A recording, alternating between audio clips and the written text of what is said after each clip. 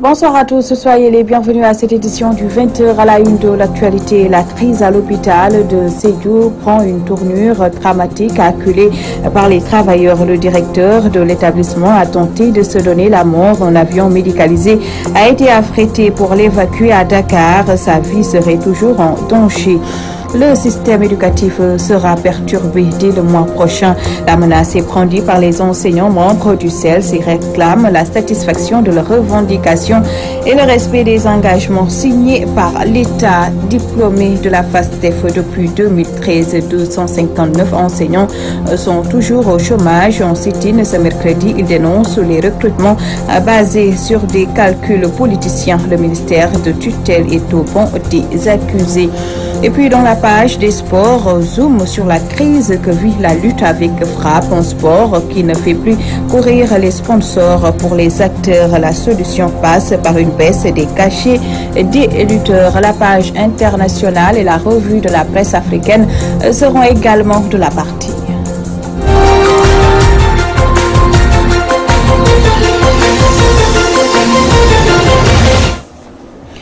Merci de vous joindre à nous. La crise à l'hôpital de Sédhiou prend une tournure dramatique, accusée par les grévistes d'être à l'origine du malaise. Le directeur de l'hôpital tente de se suicider. Doudou Diouf a tenté de se donner la mort en faisant une ouverture sur son corps avec un objet tranchant. Il a été évacué sur Dakar par avion médicalisé. Sa vie serait toujours en danger. Nous y reviendrons avec Lamine Bayo, notre correspondant permanent à Sédhiou. Je vous le disais en titre, le syndicat des enseignants libres du Sénégal en grève le mois prochain si ces revendications ne sont pas satisfaites. En conférence de presse ce mercredi, les enseignants membres du CELS ont déploré la cherté des frais d'inscription, mais aussi ceux des examens et concours. Le compte-rendu est signé Rohandong. Inertie du gouvernement par rapport à la matérialisation des accords signés avec les syndicats d'enseignants. Le CELS dénonce et annonce une grève le mois prochain si les autorités ne réagissent pas. On assiste à une levée de boucliers des organisations syndicales qui dénoncent les retards dans la mise en œuvre des accords signés avec le gouvernement et envisagent le dépôt de préavis de grève.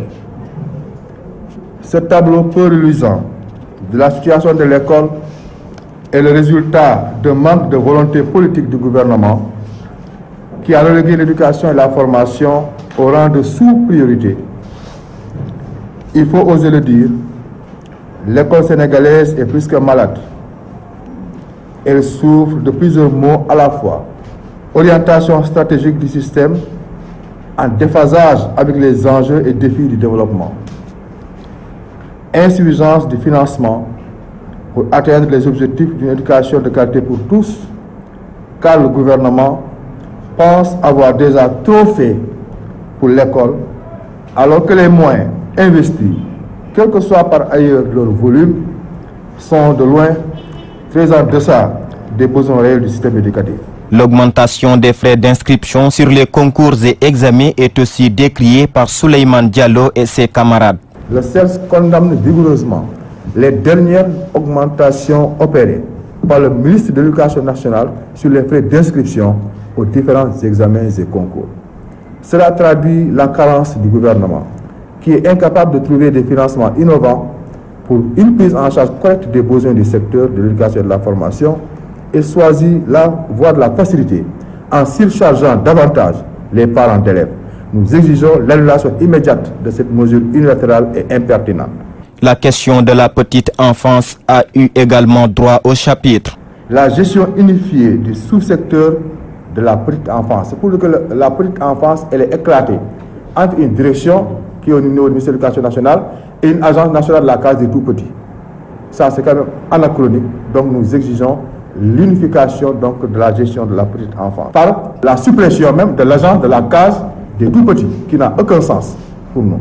Le CELS espère tout de même que ces doléances seront prises en compte par les autorités pour éviter une paralysie du système éducatif. Les enseignants sortant de la FASTEF sont aussi en colère contre le ministre de l'Éducation nationale. Diplômés depuis 2013, ils sont 259 enseignants au chômage. Selon eux, les rares recrutements se font sur des bases politiciennes. En sit-in ce mercredi, ces enseignants invitent la tutelle à trouver une solution à leur situation avant qu'il ne soit trop tard. Alfousseini Keïta porte leur voix. Il est au micro de Nafia Marfa. Nous sommes sortis à la FASTEF depuis 2013.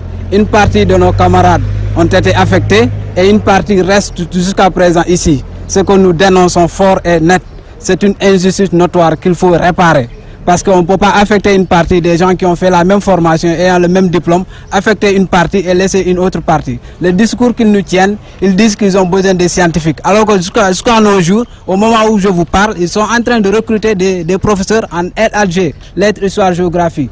Nous sommes là encore une fois, une partie a été recrutée et une partie est restée en rade pendant 4 ans. C'est ce qui est anormal et injuste. Au même moment où nous vous parlions, les CM sont fermés par manque de professeurs. Cela est injuste alors qu'au même moment, ces gens parlent des professeurs formés. Mais autrement dit, ces gens-là sont en train de recruter la clientèle politique, les vacataires. Ce qui est injuste et anormal. Il faut que les sortants de la FASTEF, promotion 2013, soient recrutés le plus vite possible. Nous sommes au nombre de 254. Mais avec l'attente, beaucoup de nos camarades ont tenté l'aventure. Il y a certains même, je m'incline devant leur mémoire, il y a certains même qui ont perdu leur vie en traversant l'océan Atlantique.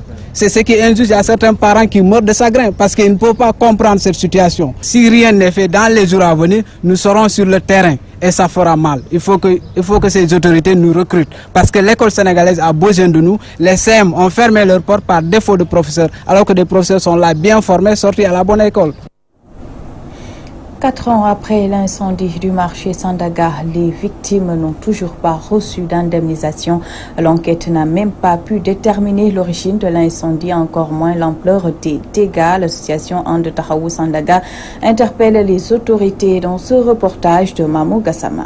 Un incendie violent avait ravagé le marché Sandaga le 25 octobre 2013. Le feu a entraîné d'importants dégâts matériels. 4 ans après, l'origine du sinistre reste inconnue et aucune indemnité n'a été versée aux victimes. Vieux Touré, vice-président de l'association And Tahaou Sandaga. Ça fait 4 ans que le marché avait pris feu.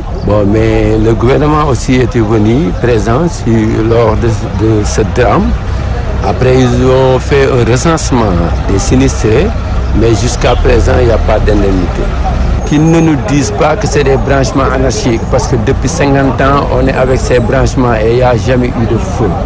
Le marché a pris feu lorsqu'on a sorti nos gardiens ici. On a fermé les portes du marché et la sécurité était assurée par la police. On attend d'avoir des informations provenant de ce drame. Il interpelle les autorités étatiques pour la réhabilitation du marché. Nous souhaitons qu'on réhabilite notre marché et qu'on puisse continuer à travailler et que nos frères qui sont déguerpis, qui sont sinistrés, qui sont là-bas laissés en rade puissent revenir et qu'on puisse travailler ensemble pour contribuer à l'émergence de notre pays. C'est tout ce qu'on souhaite. Nous voulons être reçus par notre président. Nous sommes des commerçants, opérateurs économiques qui veulent participer à l'émergence de notre pays. Je pense que nous avons notre touche aussi à y apporter. Sur ce, le vice-président de l'association And Tahaou Sandaga en profite pour dire que le marché ne souffre pas d'insécurité comme le pensent certains. Quand on dit qu'on parle de l'insécurité, c'est trop dire. Depuis que le marché Sandaga est marché Sandaga, nous habitons avec ces gens qu'on dit là, c'est des boudjoumanes, ce n'est pas des agresseurs. Incendie du marché Sandaga, 4 ans après, 944 victimes dans l'attente de leurs indemnités. Ils interpellent les autorités pour la réhabilitation du marché et pour le paiement de leurs indemnités. Les victimes de l'incendie du marché Sandaga qui continuent de réclamer le dédommagement de leurs biens perdus estimés à environ 3 milliards. Parlons de toute autre chose. À présent très déçus par le fléau du vol de bétail, le mouvement Sunu Momel porte le combat et s'associe aux victimes à travers l'opération Diritine afin d'éradiquer ce phénomène. Le mouvement exige l'application de la loi criminalisant le vol de bétail. C'était au cours d'une rencontre avec la presse à Moribougou dans le Birkelane. La correspondance de Al-Hassan Bar. Les membres du mouvement Sunu Momel lancent l'opération intitulée Diritine à Moribougou dans le département de Birkelane. Diritine, un rituel utilisé pour dire à jamais à celui ou celle qui dérange. Mais cette fois-ci, le contexte est particulier car c'est pour dire à jamais aux voleurs de bétail qui hantent le sommeil des citoyens du Sénégal des profondeurs. Bachir Ba, dit Tukuleroubaï, coordonnateur de ce mouvement, explique le but de cette initiative. C'est notre seule issue de secours que nous avons fait ce rituel qui, on l'espère, portera ses fruits car ceux qui habitent les villages sont très fatigués avec cette insécurité grandissante. C'est leurs richesses qui sont menacées. Ils ne parviennent plus à élever des ruminants. Les voleurs viennent faire leur opération la nuit et sont très bien armés et prêts à tuer sur le faux. Ce n'est pas normal. Les victimes de ces malfrats qui opèrent très souvent la nuit et violemment demandent à l'État, sa justice et la gendarmerie de prendre au sérieux ce phénomène avant qu'il ne soit trop tard. On demande au ministère de la Justice et de l'Intérieur s'il est possible de veiller sur nos bétails, de le faire. Sinon, nous allons le faire nous-mêmes. Je suis prêt à donner ma vie pour récupérer mes bêtes. Je crois que la chose est simple à régler, très simple même. Que les voleurs soient arrêtés et mis en prison pour purger leur peine. On se demande parfois même si les gendarmes ne sont pas complices de ces malfrats. Ils sont là pour faire respecter la loi, qu'ils le fassent pour que la paix règne. Et au coordonnateur de ce nouveau mouvement d'attirer l'attention des autorités étatiques qui tardent à mettre en vigueur la loi qui criminalise le vol de bétail et donne des solutions pour mettre fin à ce vieux cauchemar. Je n'arrive pas à comprendre pourquoi cette loi qui a été votée par la 12e législature tarde-t-elle à s'appliquer pour ces voleurs. Et les dangers qu'il y a sur cette affaire, c'est que les populations sont prêtes à régler leur compte avec eux. Ce n'est pas normal. La solution, c'est de prendre ces bandits et les mettre en prison une bonne fois pour toutes et de revoir le jugement de certains dossiers. Le mouvement Sunu Momel, qui compte prendre les devants et se constituer en défense pour les populations qui subissent l'injustice dans ce pays, n'exclut pas de descendre dans la rue et de mettre leur vie en jeu pour obtenir gain de cause. Moribougou, Al-Hassan Ba, Abdoulaye Dia, Walfadjri. Campagne de commercialisation de l'arachide. Les producteurs acceptent malgré eux les 210 francs fixés par l'État pour le prix du kilogramme, d'autant que le coût de l'arachide a connu une baisse sur le plan mondial. Cependant, ils exigent que l'État solde ses dettes avant le démarrage de la campagne prévue le 1er décembre. Cheikh Tidiane Sissé, membre de l'association des agriculteurs du bassin arachidier, est joint par Khadisela. Nous l'avons su hier au Conseil interministériel. Bon, on nous a dit que le prix sera fixé à 210. Et je pense qu'il y avait un argument de taille qui a été mis sur la table. Et je pense que devant l'impossible, nous le tenons. Dans la mesure où les cours mondiaux ont baissé pour l'arachide, et il y a une surproduction au niveau de la Chine qui est un partenaire qui a eu à faire décoller le prix de l'arachide. Donc, les Chinois ne sont pas vraiment prêts pour faire des activités au niveau du Sénégal. Donc, je pense que maintenir ce prix à 210 comme l'année dernière, je pense qu'il n'y a pas vraiment beaucoup de choses à dire. L'État, comme il a eu à argumenter, il a dit qu'il défend ses producteurs pour ne pas passer l'arachide. Donc, je pense qu'à ce titre, nous disons que alléluia, et je pense que aussi, le prix n'est pas freiné dans la mesure où on peut même aller au-delà de 210 parce que cela demandera aux gens qui sont là pour acquérir l'arachide. Donc, nous disons que ça peut même dépasser 210. Mais la nouveauté dans tout ça là, c'est parce qu'on a tôt décidé le prix de l'arachide. Et ceci va permettre aux paysans de sécuriser dans la mesure où on ne va pas brader les graines parce qu'on ne peut pas acheter moins de 210 francs. Et ça sécurise. Et on l'a tout dit parce que en cet instant-ci, les gens sont en train de déterrer l'arachide et de faire ça en tas. Donc, on n'a pas encore sorti les graines et je pense que ceci est quelque chose de bien. Et on a lutté depuis très longtemps pour dire qu'il faut aussitôt sortir le prix très tôt pour que nous reste que sécuriser les paysans. Et nous savons nos compatriotes opérateurs, si le prix n'était pas sorti, ils pouvaient acheter moins cher. Je pense que c'est aux paysans de prendre en charge ce problème et s'il voient des gens qui achètent moins, qu'ils les dénoncent. Parce que aussi, il faut qu'ils prennent des responsabilités. On les arrête. Et ça va, pour ce qui nous concerne, on a eu à prendre notre argent depuis lui parce que Bon, tu sais, les paysans maintenant, ils sont très exigeants parce que quand tu prends leur graine, il faut leur donner leur argent. Donc ça, on n'a pas ce problème-là. Direction Touba, la cité religieuse de Bofel est dépourvue d'infrastructures sociales de base. Les fidèles venus participer à la journée de prière de Tiamam Bara Sadio réclament de l'eau, de l'électricité, une structure sanitaire et plus de sécurité pour cette localité de la commune de Touba. Mamadou Martarsar. Situé à quelques encablures de Touba, Bofel est un village fondé par Mambara Sadio depuis plus de 30 ans. Ce haut lieu d'apprentissage du Saint-Coran, très connu à travers le Sénégal, a formé de grands érudits. Cette année, Bofel a été choisi par la famille d'Em du Sénégal pour abriter une journée de prière. Une occasion saisie par les fidèles venus de tous les coins du pays pour interpeller les autorités sur les besoins de cette cité religieuse nichée au cœur du Bawol. Que politique gu état bi dafa bëgg a def ay daara moderne dëkk bi amna ay daara. L'État du Sénégal, dans sa politique éducative, est en train de construire des daara modernes.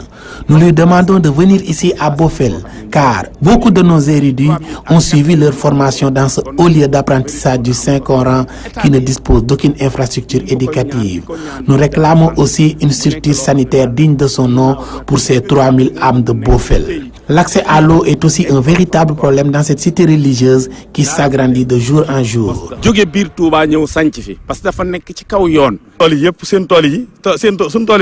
les champs que nous avons hérités de nos grands-parents ont été lotissés. Ils servent d'habitation maintenant. C'est pourquoi nous demandons à l'État du Sénégal de l'eau et de l'électricité dans cette localité confrontée aussi à une insécurité. mais lu gën a yokk dëkk bi rek ci wàllu courant ak wàllu leneen ak wàllu léegi nga xam ne dëkk dina ko itoo rek yooyu yëpp ñu ngi koy bëgg moom loolu tam. Pour rappel, cette journée de prière initiée par toute la famille d'Em du Sénégal est dédiée à Mambal Sadio, un grand érudit de l'islam qui a beaucoup fait pour la Oumma islamique, et Mam Aïcha, arrière-grand-mère du fondateur du mouridisme Serigne Touba Khadimou Rassoul. Mam Aïcha est l'arrière-grand-père de Serigne Touba Khadimou Rassoul, le fondateur du mouridisme. C'est ce qui fait que Bofel occupe une place importante au Sénégal. Beaucoup de nos érudits ont suivi leur formation ici à Bofel. Touba Mbaké, Mamadou Mahtarsar pour la radio-télévision Walfadjri. Le maire de la commune de Keur Moussa met la main dans la poche pour appuyer les jeunes. Le secteur de l'éducation et la santé, 60 millions ont été déboursés à cet effet, nous dit Maïmouna Sek. Le maire de la commune de Keur Moussa a octroyé des subventions et matériels aux associations de jeunesse ainsi qu'aux écoles françaises et coraniques de la dite localité. Montmarsis. Nous avons donné des fournitures scolaires pour une valeur de 7 millions. En plus de ça, le paiement pour nos étudiants à Dakar, comme vous le constatez, il y a une nouvelle vague qui est venue cette année, raison pour laquelle nous avons pu avoir 2 bâtiments à Dakar pour nos étudiants. Ensuite, la construction des salles de classe, à savoir l'école 2 de Keur Moussa, où nous avons injecté là-bas près de 20 millions, qui sera bientôt fonctionnel d'ici la fin du mois. Et 48 daara. Même les daara et les écoles franco-arabes sont concernés. Le secteur sanitaire n'est pas aussi en reste car des médicaments ont été distribués par l'édile de la ville. Il y a la dotation des médicaments au poste de santé pour une valeur de 3 500 000, ce qui a été fait aussi aujourd'hui. En plus de ça, 3 500 000 pour les ASC, les subventions. Donc au total, si je pourrais me résumer, nous avons injecté plus de 60 millions dans le secteur de l'éducation, santé et la jeunesse. En ce qui concerne les populations impactées par l'aéroport international Blaise Diagne, le maire est à leur chevet pour soutenir une éventuelle indemnisation. C'est une manifestation normale. Je pense que même les autorités étatiques savent très bien que c'est une manifestation qui vient à son heure. Parce que quoi qu'on dise, j'ai l'habitude de le dire, l'aéroport nous a impacté à 100%, donc la commune de Keur Moussa doit être au premier plan pour le fonctionnement de cet aéroport. En somme, Momar Ciss a affirmé que les autorités étatiques ont entendu leurs complaintes et comptent y apporter des solutions adéquates dans un futur proche. Maïmouna Seck, de retour de Keur Moussa pour Walfadjri. La ville de Rufisque forme ses conseillers et agents à la connaissance des textes régissant le fonctionnement de l'institution, mais aussi sur les voies et moyens permettant de renflouer les caisses. Les organisateurs espèrent que ces 3 jours de formation vont impacter positivement sur la gestion de la ville. Les détails avec Nachib Sanya. La mairie de Rufisque a procédé à un séminaire de renforcement des capacités des employés et conseillers municipaux. Pour le maire Daouda Dian, il s'agit de faire comprendre les textes et de voir les moyens à utiliser pour remplir les caisses de l'institution. D'abord, la compréhension des textes qui font fonctionner l'institution, mais aussi des préoccupations sur les moyens utilisés pour remplir les caisses de la ville et comment gérer cette mairie. C'est un peu ces éléments-là qui ont conduit à la décision de justement ce séminaire. Et nous avons des compréhensions différentes, des interprétations quelquefois totalement opposés, et il faut aller dans le même sens. C'est un paradoxe que d'arriver à justement gérer cette question si on ne s'entend pas autour d'une table sur l'essentiel. Au-delà de la maîtrise des textes, il s'agit selon les formateurs d'interpréter les textes pour faire face aux difficultés de l'acte 3 de la décentralisation. D'abord, c'est la maîtrise du code. Le maire l'a dit. La grande difficulté aujourd'hui, c'est l'interprétation des textes. Je pense que c'est là aujourd'hui l'importance de cette rencontre, qu'on puisse se retrouver, essayer de voir comment déceler les insuffisances, comment permettre en tout cas, surtout aux conseillers, d'être armés dans le sens de pouvoir obtenir des arguments qui leur permettent en tout cas de représenter les populations. Rufisque est le deuxième grand budget après celui de la ville de Dakar. Rufisque n'est pas télévision Walfadjri. Place maintenant à l'actualité internationale qui nous mène au Soudan du Sud, au Kenya, mais nous démarrons par la Libye où au moins 2 militaires ont été tués dans une attaque. Le récit est signé Khadi Colonel Gueye.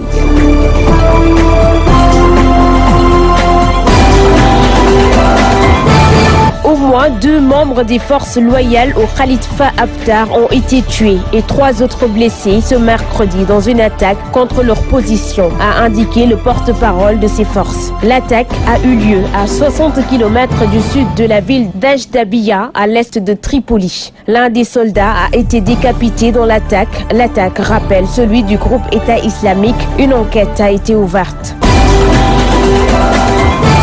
Le chef de la commission électorale kenyane, Wafula Chebukati, a confirmé ce mercredi que l'élection présidentielle aura bien lieu comme prévu demain, disant avoir reçu des garanties des autorités que la sécurité des électeurs serait assurée. Mais l'opposant au pouvoir, Raila Odinga, s'est exprimé lors d'un rassemblement à Uhuru Park ce mercredi à Nairobi. Il a notamment appelé les électeurs à rester chez eux le jour J. L'ambassadrice des États-Unis à l'ONU, Nikki Haley, est arrivée ce mercredi à Juba pour évoquer la situation humanitaire catastrophique au Soudan du Sud, ravagée depuis 4 ans par une guerre civile. Il s'agit du premier voyage en Afrique de l'ambassadrice qui a rang de ministre dans l'administration américaine. Rappelons que les violences ont redoublé ces derniers mois dans ce pays en dépit d'une forte présence des casques bleus.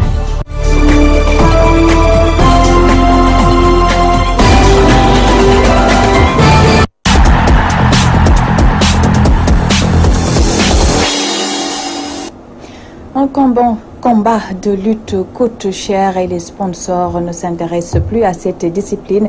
C'est ainsi que de nombreux acteurs expliquent la crise que traverse la lutte pour sauver ce sport national. Beaucoup estiment qu'il faut revoir les cachets à la baisse en plus d'une plus grande implication de l'État.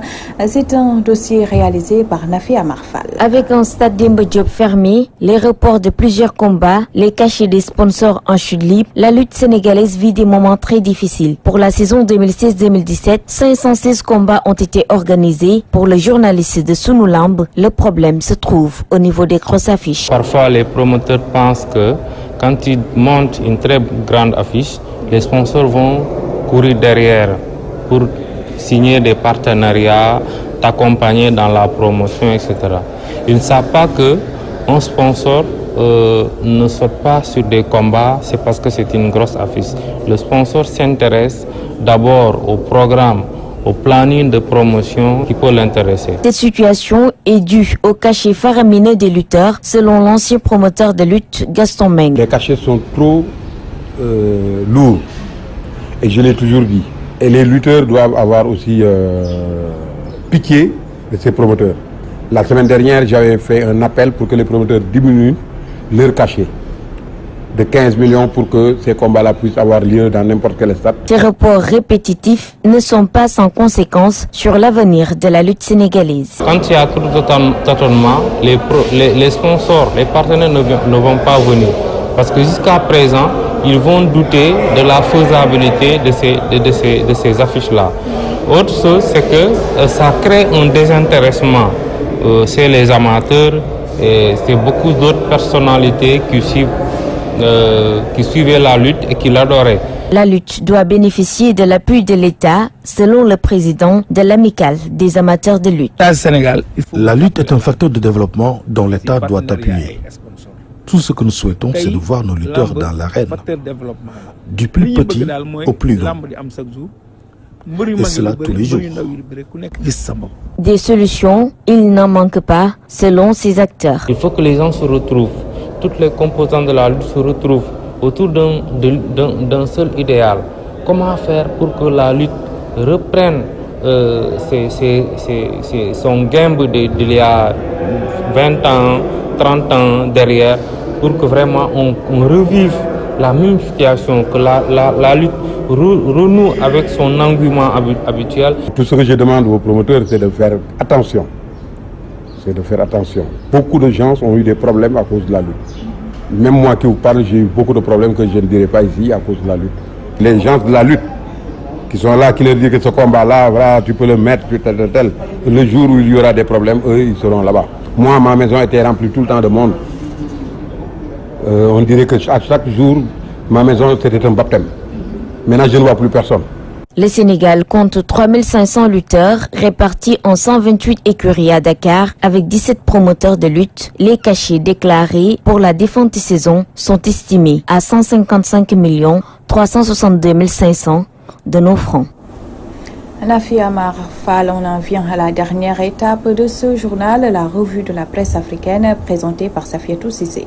Bonsoir. Pourquoi Mohamed VI, le roi du Maroc, a limogé ses ministres? Une interrogation soulevée par Jeune Afrique qui explique qu'il se confirme de plus en plus des problèmes de gouvernance et de retard pris dans le plan de développement d'Al-Hoceima dans le Rif. Lesquels problèmes seraient à l'origine du coup de colère royale? Les détails à lire dans le site. Pendant ce temps, Maliweb, informant sur le front social au Mali, indique que les fonctionnaires ont mis en exécution leur menace de grève de 72 heures. Mes confrères de préciser que le syndicat des travailleurs de l'administration d'État ne veut pas de la loi numéro 2014-15 du 27 mai 2014 portant enrichissement illicite et toute disposition qui s'y rattache. Pour ce faire, il menace d'aller en grève la semaine prochaine pour contraindre le gouvernement à abroger cette loi qui fait obligation à tout travailleur de l'administration de déclarer ses biens. Face au refus du gouvernement de revenir sur cette loi, les fonctionnaires de l'État observent à partir de ce jour une grève de 72 heures. L'Observateur belga, quant à lui, parle du séjour de Gutierrez en RCA et titre à sa une 4 jours au chevet d'un grand corps malade. À en croire mes confrères, ce n'est pas tous les jours qu'un patron de la maison de verre de Manhattan passe autant de temps dans un pays, étant donné que son agenda est particulièrement surbooké. Poursuivant, il souligne que c'est dire l'importance que Gutierrez accorde à cette visite et l'urgence des problèmes auxquels il doit faire face. Pouvait-il trouver d'autres meilleurs symboles que cette journée des Nations Unies célébrée le 25 octobre de chaque année pour aller au chevet d'un pays en quête d'une paix durable depuis des lustres? S'interrogent mes confrères. Atteinte aux libertés individuelles dans les campus algériens, El Watan annonce l'islam qui sont rempart de l'université. Des campagnes de djihadisation et de kamisisation sont organisées de temps à autre. Des organisations estudiantines au relent islamistes font la loi dans les campus et s'adjugent les prérogatives des gardiens de la morale et les bonnes mœurs, renseigne la rédaction du dit site. Direction Togo pour terminer le départ de Faure Gnassingbé. La solution pour une sortie de crise, se demandent les journalistes d'ici lomé.com. L'avenir politique de Faure Gnassingbé, un paramètre important pour la sortie de crise, a été sujet à débat lors d'une émission sur Nana FM, une radio locale qui avait pour invité Nathaniel Olympio, président par intérim du Parti des Togolais, parti membre de la coalition des 14 partis de l'opposition. Le départ immédiat de Faure Gnassingbé est-il là où l'une des conditions pour le dénouement de la crise que traverse le Togo depuis le mois août dernier? La réponse à lire dans le site.